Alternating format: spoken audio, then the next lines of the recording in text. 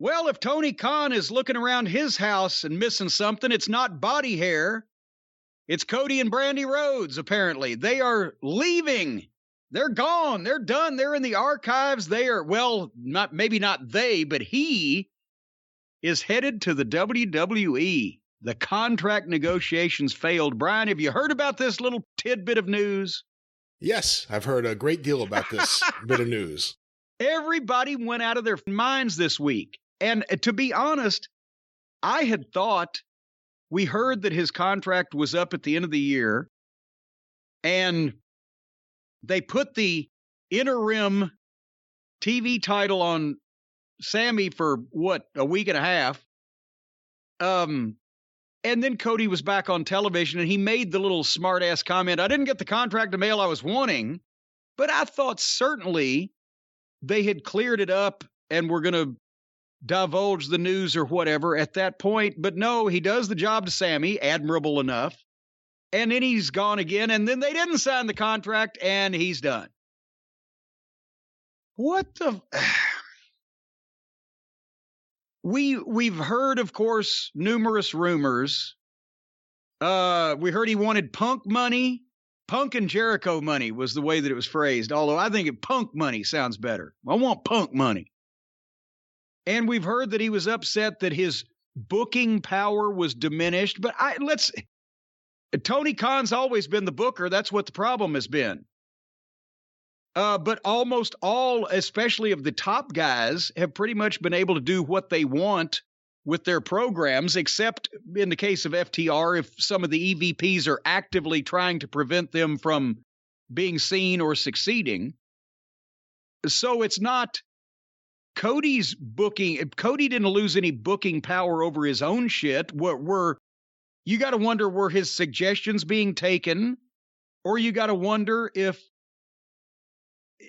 he was opposed to the outlaw talent that was being signed and the goofy, not ready for primetime players that were being put on the show, wouldn't that have been an even bigger deal 2 years ago when they first started, or even a year ago before they started getting real talent? That isn't the booking power that I think he has an issue with. I think part of the problem was, as we've seen play out over the last several months, Cody was ready, primed and ready for what could have been an all-time heel run.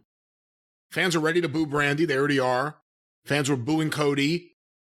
And what we saw play out on the air, his refusal to turn, may have been what was also playing out behind the scenes. His refusal to acknowledge what's happening and go with it and do something different.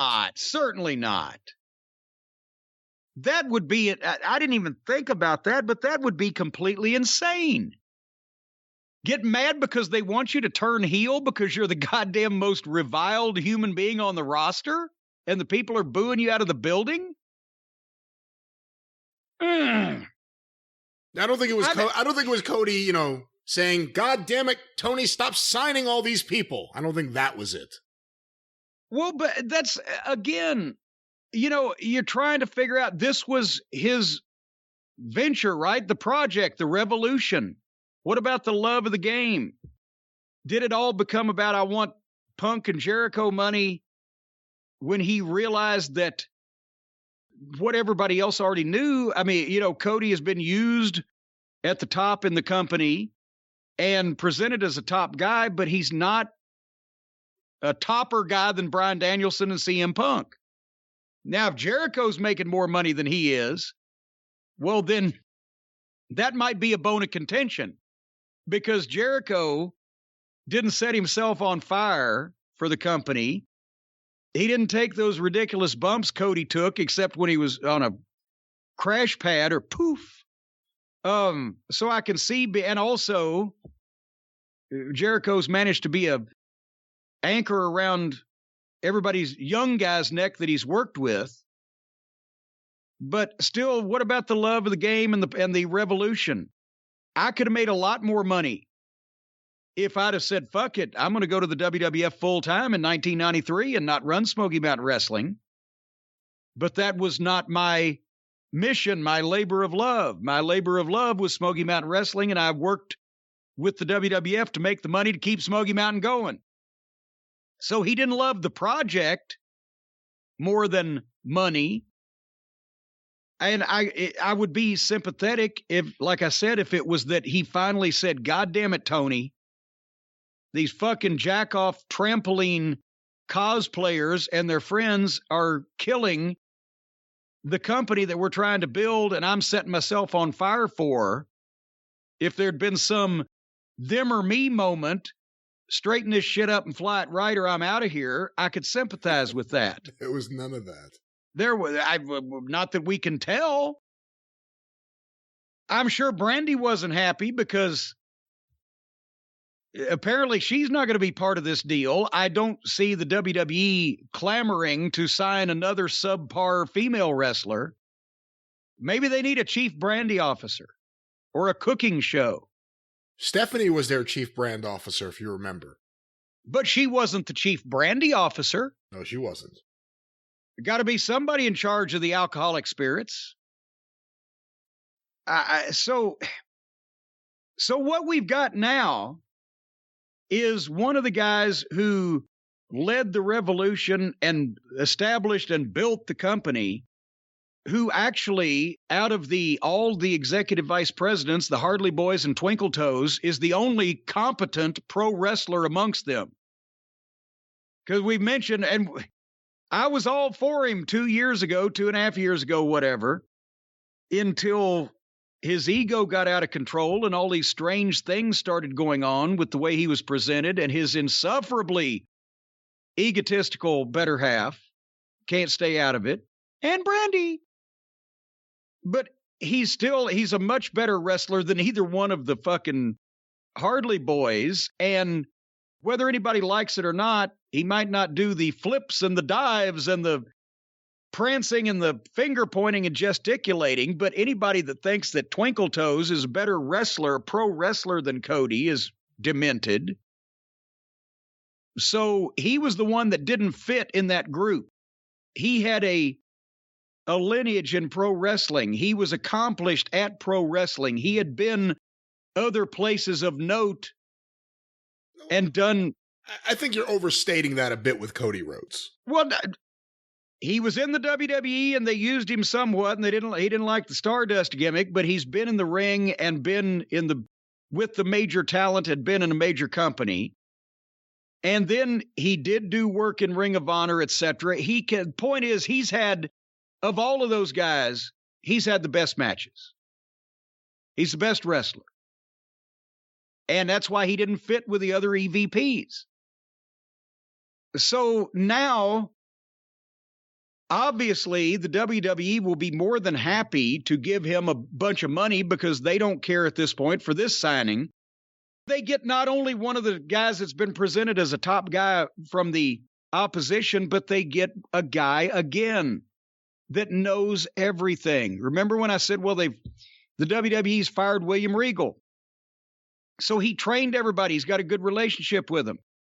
And they fired the NXT people that know when everybody's contract is up and have everybody's phone number. Well, now Tony Khan has lost one of his EVPs that whether you have an NDA or it's not cricket to divulge this proprietary information, he knows what everybody's contract is, how much they're making, when they're up, what everybody's soft spot is as far as what they want out of their career or their employer, what they don't want, what their personal picadillos are.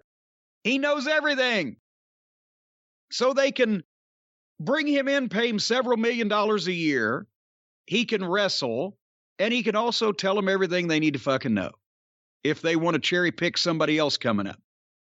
So that's a wise investment for the WWE. Now, will there be throne breaking on the entrance? Will he be allowed to do anything he wants to do? Can he go out there and just deliver his 10-minute workshopped promos the way he wants to deliver them? I think not. I think the days of the workshop are over. The workshop is closed for repairs. And he's going to be how they're going to use him, I'm sure he's going to have a little bit of input in, but it's not like they've just hired Stone Cold Steve Austin come back. And we'll do anything, Steve. Just grace us with your presence. It's not like, respectfully, it's not like they've hired a good executive. It's not like they've hired someone with a good run lately. I mean, Cody had all of the goodwill coming out of All In into the early days of AEW up until the neck tattoo. I mean, that is kind of like the jumping of the shark. Like, it's that moment that kind of switched. All of a sudden, Cody got weird. Part of it was the pandemic came in. Part of it was he was there, he wasn't there. A lot of it was residual from Brandy. They just disliked Brandy so much, they were mad at Cody for having to look at her. Maybe to a small extent, but again, the way Brandy was used is a whole different problem. That's a whole different problem that Cody eventually had hanging around his neck, but I think it's Cody. There's nothing about Cody Rhodes, the professional wrestler in the last couple of years, that would make anyone want to cheer him. There's nothing about the on-air character of Cody Rhodes that would make anyone want to cheer him. So he's going into WWE right now off a couple of years where, and you know, some people are finally starting to admit certain things, where he lost some backstage influence in AEW, where guys started rolling their eyes at Cody Rhodes more and more. Now you're seeing the spin that, oh, the executive vice presidents never didn't talk to one another. Yeah. If someone says, hello, how are you? The other guy might say, I'm fine, thank you for asking. But that's really the end of the conversation for a while. Yeah. That was a little bit more than me and Shitstain did in TNA. Just a little bit more, but so yeah. So WWE's getting, from a perception standpoint, it's a great get for WWE because Tony allowed Cody to be placed as, in a lot of ways, the face of AEW. The first wrestler you saw at the beginning of Dynamite was Cody in that flash scene of different wrestlers. Doing media, pretending like he was like the booker, was Cody. Right, all those great Cody quotes we would talk about were from him doing press interviews, trying to be the wrestling sage. And it always came across hysterical, and we always had fun talking about it. All of that is gone. And I think there's a lot of people in AEW relieved, and it's going to be very interesting what happens in the WWE right now. How are those fans going to take to Cody? There is a different fan base that hasn't watched AEW or may just know a little bit about it. They may not know anything about what's happened to Cody Rhodes since Stardust. So depending on how he's used and how he's pushed, it's going to be interesting. But Jace Nakarado had a very interesting point before the show.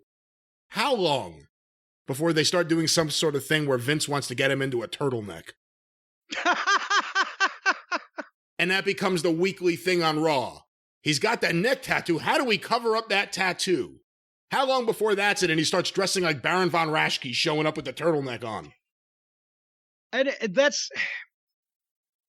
You made a good point in that the WWE still has fans that don't watch anything else because they think this sorry state of affairs is what pro wrestling is. They've never seen anything else. So they don't know. Maybe peripherally, Cody was with another company or whatever. They remember Stardust. They haven't seen him in a while. The AEW fans were booing Cody out of the building whenever they saw him.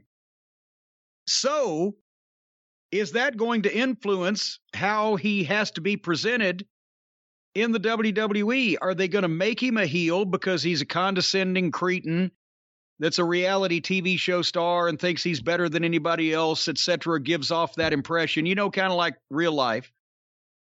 And the AEW fans are going to boo him and the WWE fans, because wasn't he a heel the last time he was there?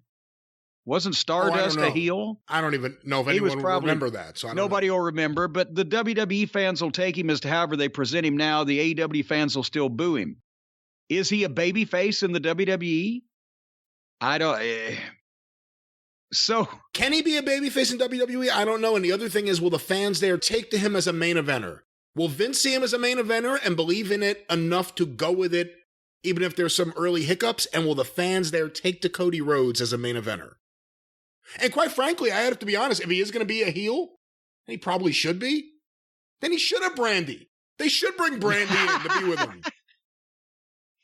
I can't argue with that either, because if you want to get booed, it's a real good idea to have Brandy Runnels right next to you.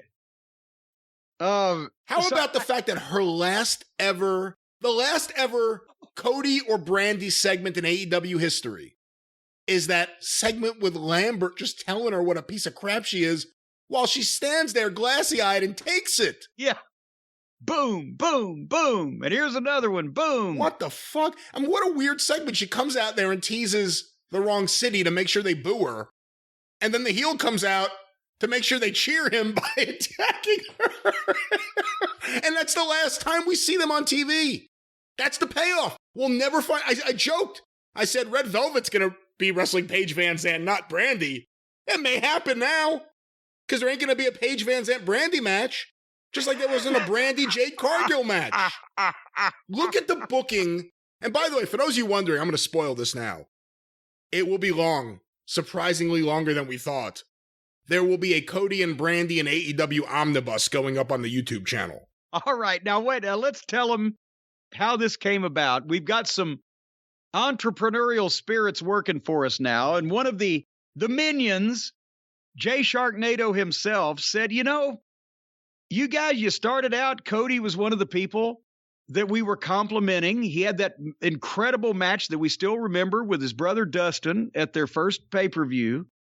And then things have slowly but steadily headed south. And he said, what would it be like if we put together the stuff in real time that you were talking about as you saw it and watch the slow and steady decline of the public image of Cody Rhodes?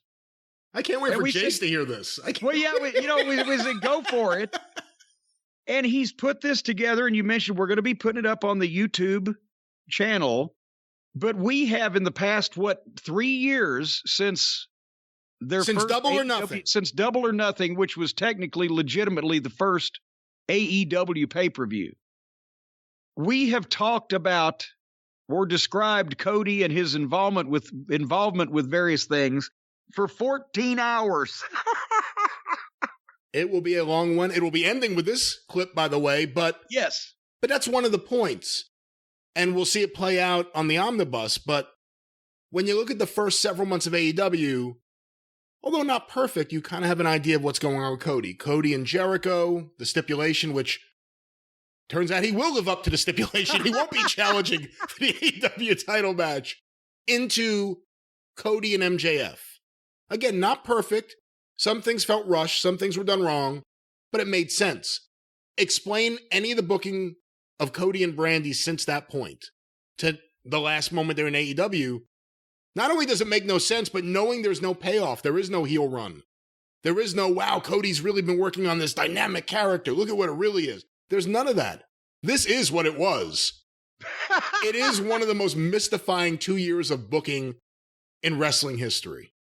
And you can understand why Tony Khan was what it was. And you can understand why Tony Khan would not want to necessarily continue on with this, because the other story, apparently, you know, Omega and the Bucks and Jericho, although Jericho's not an executive vice president, maybe a few others, had 3-year deals with rollovers. I think Omega may have had a 4-year deal, but 3-year deals with rollovers. And Tony Khan executed the rollovers for the Young Bucks. Keeps them for another couple of years, gives them a little bump. I think Jericho, probably same thing. He didn't execute that with Cody. Instead, they went right to a renegotiation where Cody wanted Punk money. And realistically, fairly, you can't say that Cody Rhodes is worth Punk money to AEW, could you? No. Because, and unfortunately, part of that is, with anybody, is being one of the guys that was there at the start. And I've said this before, and I've started a couple of promotions. You don't want all the greatest wrestlers in the world to start your company, because the people you start with, they all come into the people's eyes and their consciousness together at the same time. And yes, you feature main event guys, and if they're talented, they should stand out. But then after you've been going for a little while, bringing a big name in has more fucking impact, because now you've got a base audience and you've got a baseline, and suddenly someone new comes in. They saw everybody else at the start altogether. It's different. So you always want to start with a competent crew that can give good matches and get people started watching. but then you want to have heavy hitters that are available to come in and jazz you up and pick you up. And because Cody was one of the guys that started there, he was never going to have the impact of a CM Punk, a level of guy like that coming back to the business after 7 years, or Bryan Danielson, who's been at that level and has so much goodwill because of all of the greatness that he's been involved with before. He comes in, boom, that's a big deal. And there's part of the problem. Those guys come in and no one at that point was saying, I can't wait to see them against Cody. He was almost a non-entity at that point. Well, and part of it, game shows and reality TV, he'd taken himself out of the game a number of times to go off and do other things. And, there's another answer to how can we miss you if you won't go away? What if you go away and nobody cares? That's one of the reasons why a lot of guys that had good positions in the old territory days didn't want to go away. And they got stale, but at least they were still in the spot, because it's even worse if you go away and they do just fine without you. But that's where we're at, is that Cody now, this was part of their revolution, but he gets dissatisfied enough for whatever reason, whether it's the input he has on his booking or the input he has on other booking, money, or the dissatisfaction with bigger stars having come in and gotten bigger money.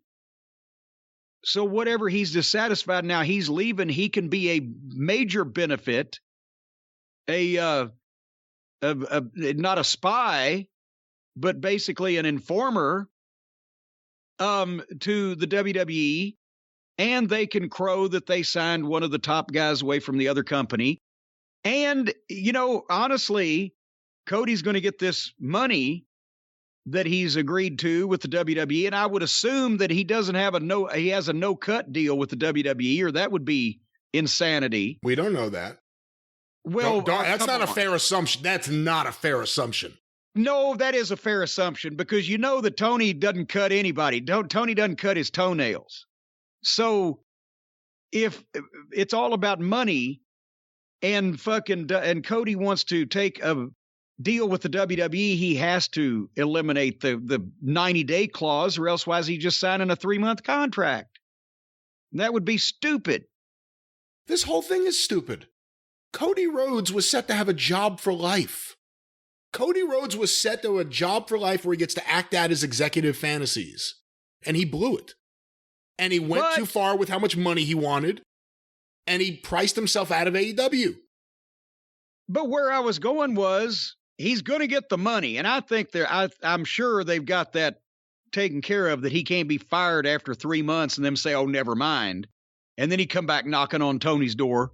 Tony, please, sir, can I have some more? But do you think that they're going to hire a guy who was a champion in AEW, who was one of the top guys and has a number of victories over some of the others, and push him to the moon and have him start beating the major players in the WWE? I don't think so. I think Cody's going to be a very well-paid upper mid-card guy, because they want the information and they want the visual, the optic. But also they're going to want a guy to work on the card, but he's not going to be the be-all and end-all of their problems on the card. And they're not going to have an AEW guy go in there and get any victories over Roman Reigns or Brock Lesnar or Bobby Lashley anytime soon. So he's going to take the money, leave his friends in the lurch, and get used as a very well-paid upper mid-card guy for the next few years until his next reality show project takes off. That's what I think. It's interesting, too, what this says about the contracts in wrestling right now, the price for them, or how much money the wrestlers are getting, I guess is a better way to say it. But Kevin Owens and Sami Zayn both stayed with WWE. Obviously, Tony Khan chose not to offer them what WWE was willing to offer them. Tony Khan gave CM Punk a lot of money. Chris Jericho's there for a lot of money. So it's not that Tony Khan won't spend. It's not that he can't spend. He chose not to spend on Cody, knowing what this would be perception-wise. Cody going to the WWE, one of AEW's founders going to WWE. Well, but it's not just Cody, because he's starting to set precedents. And you can't, and with all these contracts coming up, and that's one thing that we found out to our dismay, although we staggered things. In Ring of Honor, when Sinclair took over, there were some contracts that were 1 year and some contracts that were 2 years. We wanted some guys for 3 years, but they wouldn't allow us to go that far. So we did have an element of, it was, everybody wasn't up all at the same time. Some were the summer of 1 year, some were the summer of the next year. So we had an opportunity to fill some in, but still it was a lot of people coming due that you had to renew at the same time. And since they've overpaid from the start here, and these outlaw guys that they signed, just ridiculous money that nobody else was ever going to get or is ever going to give them again, the guys that they're quietly allowing to just scamper away and be free, 4 or 5 of those guys would have paid for you a Danielson or a Punk or somebody on top, pretty much. But that's the thing, is that with everybody coming due, they've made everybody feel like they're a superstar because nobody's feelings are allowed to be hurt. Everybody's featured at one time or another, whether it's called for or not. So all these guys are now going to think that they're worth a fucking fortune. And the one, unfortunately, that has to pick between which ones are worth it and which ones aren't is Tony Khan, who made all the original mistakes to begin with, because he didn't know how much guys made, how much some of the people that he signed made in other places, how much money some of these people should make. And so everything he heard, well, it's great to me if you say so. Well, if that's right, okay. Well, now if they want more money, he's going to have to give them raises on top of trying to bring new. Oh, here's another thing. Remember the girl that had the match with Jane Cargill the other night, Aqua? AQA, yes. And fell off the fucking buckles and all that shit. They signed her. Yes, I saw that. That's what I'm saying. And not only is Tony Khan the one that's going to have to decide whether to re-sign some of these overpriced nitwits, but he's also the one that's continuing to determine who gets signed from scratch. So it's going to continue to be a mess because he doesn't know, he can't pick, he doesn't know what to look for, and he's got umpteen people telling him all kinds of different shit. But there comes a point, even him, he can't spend any more money. So when you think about it, no, he shouldn't have given Cody the same money that Punk is getting for the return on the investment. Of course, Cody would think, well, hey, I set myself on fire for you, motherfucker. But if they dropped Aqua and, you know, and the jellies of the world and the Sunny Kisses and all those people are expiring, don't do that shit again. And instead of signing these 7 or 8 underneath or mid-level talents or whatever, just spend that money on Cody and you'd still have him. So it's not. But would you want him? That's the issue. But here, what I'm saying is, goddamn, you're still wasting the money. Tony Khan is still wasting the money he would have spent on Cody Rhodes to give him Punk money, and he still don't have Cody. And he's got other people that ain't worth a shit.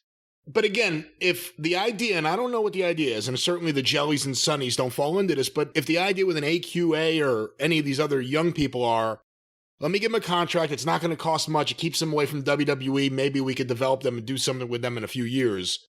I'm not totally against that, but I don't know if that's what this is. But with Cody, I think if somebody had the foresight and the ability to pick the people that would really fit into that category, then that's something. Yes, let's sign something to stock our cabinet for the future. Unfortunately, he's the one picking which, on the advice of all of their friends and their trainers, they're recommending which ones he sign, and it still sucks. But let's go to Cody specifically and the value of Cody right now. The way it works in AEW is, you know, Tony's the booker in the sense that he says yes and no. Maybe he'll say, do this. Maybe he'll say, don't say or do this. But guys go to Tony and they have ideas for what they want to do. A lot of guys may have guys they want to work with. CM Punk went in there. He's only going to work with guys he wants to work with. It's like Austin coming back for WrestleMania. He's going to pick who he wants to work with. Right. In fact, he's working with an MJF. I'm going to assume CM Punk watched AEW for a couple of years, said, this guy's really talented. I'd like to work with him. That's who he's working with. Whoever CM Punk works with next, that's who he wants to work with. Danielson, likely the same thing. With Hangman Page, he's part of the Bucks camp. Good or bad, they have a clique. They protect each other. They work with each other. They do their own thing. Who's going to work with Cody? What main event person was still in AEW to put Cody with? Good question. Very good question. And you're right about that. And that's unfortunately why that they have 3 or 4 guys on the roster that are over more than their world champion, because they ignored what was actually happening in front of them and still decided to fulfill the plan that they had 3 years previously to make Page the champion. But all he does is get cross-pollinated with the Hardley Boys and the Puddin' Gang and the Trampoline Crowd. And now poor Adam Cole has been completely neutered and had his entire scrotum not only cut off but tacked on the wall and is playing with the kids. And Cody really doesn't fit in either category. Nobody was clamoring to see him against Punk or Danielson, and I guess they weren't clamoring to be seen with him. And at the same time, he's too good for the trampoline comedy crowd. So he did kind of stick out like a spare prick at the wedding there, too. But the other problem is, even if you want to say that, and even that's what you think, and I know you were a big Cody booster early on, that he's better than the comedy crowd or whatever else, it's how he's used. It's how he's used on that show. He's there, he's gone. He does a big angle, there's no follow-up promo the next week. They build up to something, you don't know when it's going to happen because he disappears off TV. His wife randomly shows up on TV.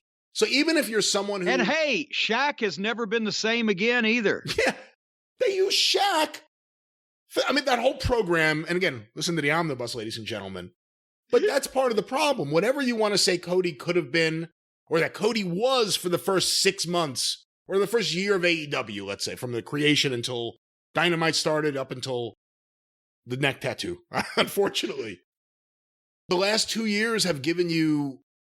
It's just been bizarre. Like, there's nothing there that would cause anyone to root for the guy or care about the guy.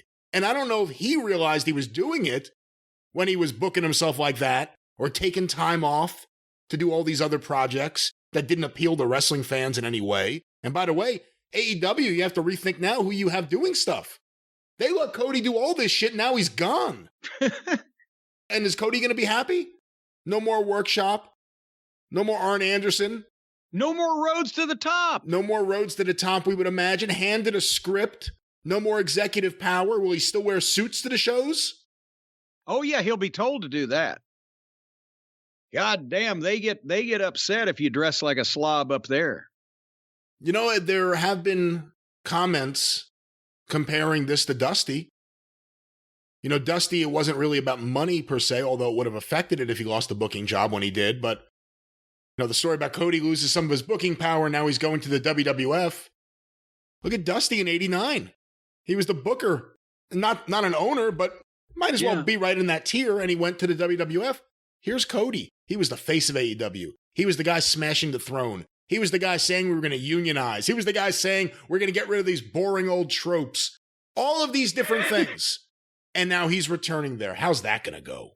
That ought to be the name of a tag team, the Trope Brothers. The boring old tropes. Boy, there comes those boring old tropes. And by the way, you know what the big lesson too is? Those boring old tropes are still true, Cody. There are baby faces and heels. You should have paid attention to that. Those boring old tropes are the ones that's making multi-millions of dollars from Vince McMahon to come back for one night. And I will, the person who revealed this to me shall remain nameless. He was a person that worked in FCW before it was NXT, when it was still Florida champion, but Dusty was there, right? And they were sitting there and something was going on where the modern sports entertainment stuff, somebody was doing a new gimmick or somebody was doing a promo or whatever, some concoction. And Dusty's sitting there shaking his head. And the guy that told me this, Dusty just came out and said, Vince McMahon better be glad I didn't save my money. He better be glad I didn't save my money, or he wouldn't have been there for a fucking second. Anyway, we wish the Rhodes family good luck in their future endeavors, as long as Brandy's don't involve getting in a wrestling ring. I hope it does. I'm going to miss the freak show atmosphere of every Rhodes segment on that show. I can't wait to see him on Raw or SmackDown. If they don't mess it up, I'll watch every week to see Cody, because it's such a train wreck and it's hysterical. He's the funniest man in wrestling. Unfortunately, I think it'll be a big thing for his debut, the first promo, and then he'll put on the turtleneck. You know, I think they're going to do something to immediately take all the steam down. And you brought up, and it's a great point, because we've seen how they've booked Taz when he was the ECW champion, or various different people. Are they going to bring Cody in and put him over everyone? Probably not. But you also do want to send a signal. We've heard MJF's contract comes up in a couple years. Wardlow is a name we've heard WWE's interested in. Various other guys. What message does it send if you bring in Cody and just kick the shit out of him? Well, no, I mean, that won't. Think about this. Even these schlubs that they're trying to get over in the WWE today, they don't come in and lose their first match on TV, which is the stupid, unless, a bunch of people should lose their first match on TV. The people that you don't intend to ever have it beat anybody, right? But otherwise, it's the stupidest thing ever in the history of wrestling to bring somebody in and beat them their first time on television. It's never happened for a reason, because it's fucking stupid. So even even if they're trying to bury somebody eventually, they won't beat him at the first. They will put him over numerous times on television at first for the long term, when they pigeonhole him in the upper middle card spot and reveal then the level of WWE talent that he's not able to beat. But no, they're not complete rank amateurs, and they're not going to sign anybody to a contract of any note and bring them in and beat them their first time on television, no matter who they are. So we can't, we're not going to see that. But after the first match or two, and definitely after the first promo, everybody is going to get a flavor on maybe not exactly how Cody is going to be presented, but exactly how far he's going to be allowed to go to be himself. I think we'll know that. They made a mistake not bringing Brandy in. They should have brought Brandy in. I'm serious. As part of the package. I don't think he's going to be a babyface, because I don't think it could last. We'll see. I mean, they have a lot of kids in that audience, but he doesn't really talk to kids when he does his promo. So we'll see. But if he's going to be a heel, as he should, because he's a natural, Brandy being there would be perfect. So I think they should bring Brandy in. Well, it's all about visibility. It's all about visibility, Brian. It's all about whether you can see clearly or not, or have a clear vision to move forward. It's like our friends at NetSuite. Well, they have just sent me an email, and they're telling me about their fine product, and the way that it starts, it'll tell you everything about visibility. This is it. The putt to win the tournament. If you sink it, the championship is yours. But on your backswing, your hat falls over your eyes. Is this how you're running your business? Are you a member of the AEW wrestling roster?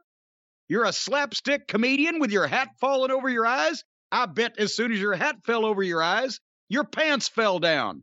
Well, what are you poor doing? Visibility. Well, the hat falls in, the pants fall down, you don't know when, and there's your tallywhacker just hanging out.